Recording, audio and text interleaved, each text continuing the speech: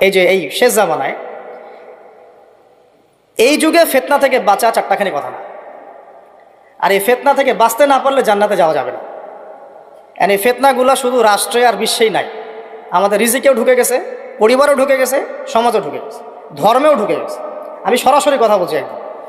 রাষ্ট্র, বিশ্ব, অর্থনীতি, সমাজ, পরিবার, ধর্ম আর সংস্কৃতি, এমন কোনো ক্ষেত্র বাকি নাই যেখানে ফিতনা ঢোকে নাই। এখান থেকে বাঁচা চারটাখানি কথা না। এখান থেকে বাঁচতে হলে আমাদেরকে প্রথমে যেটা করতে হবে, আগে দিনের জ্ঞান অর্জন করতে হবে। আপনি এই জেনারেশনকে জিজ্ঞাসা করেন, আমাদের স্বপ্ন তো এই জেনারেশন কি নেই নাকি? যাদের বয়স 50 হয়ে গেছে তারা আর কি করতে পারবেন দিনের জন্য? হয়তো তারা 20-30 বছর পৃথিবীতে থাকবেন হাইয়েস্ট, আল্লাহ ভালো জানে। আগামী বিশ্বকে কে নেতৃত্ব দেবে? যাদের বয়স এখন 20 থেকে 40 অথবা 10 থেকে 30, এই তো এই জেনারেশনকে আপনি দেখেন তাদের কত পার্সেন্ট কোরআন তেলাওয়াত করতে জানে। আপনি এই যে আজকে যারা আসছে সবার কোরআন তেলাওয়াতের টেস্ট নেন, একজন আলেমের সামনে বসান, একজন একজন করে ডাকে, দেখেন সূরা ফাতিহা পড়তে পারে কতজন। এই মুসলিম উম্মাহ মার না খেলে কোন মুসলিম উম্মাহ মার খাবে আমাকে বুঝান। আমি তো বুঝি না, আমার জ্ঞান কম।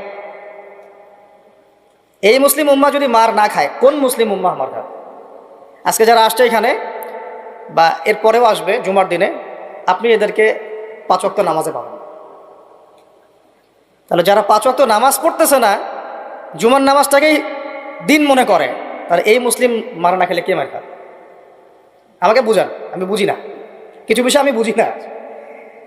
আবার যারা নামাজ পড়ে তাদের আখলাক, ব্যক্তিত্ব, আখলাক, চরিত্র, সুন্নতের জীবনযাপন, আমরা বলি না সুন্না মাফিক জীবনযাপন, রাসূলের সুন্না মাফিক জীবনযাপন, কতজনের মধ্যে চেহারা, সুরতে, পোশাকে, আশাকে, কথাবার্তায় সুন্নত আছে। তো যে জাতি তার নবীর সুন্নত ভুলে যায়, সে জাতি কিভাবে বিশ্ব শাসন করবে আর কেন সে মায়ের খাবে না আমাকে বোঝান। সম্ভব? তাহলে প্রথম নসিহতটা ভাই, পড়াশোনা করতে হবে। আর পড়াশোনা শুরু হবে কোন কিতাব থেকে?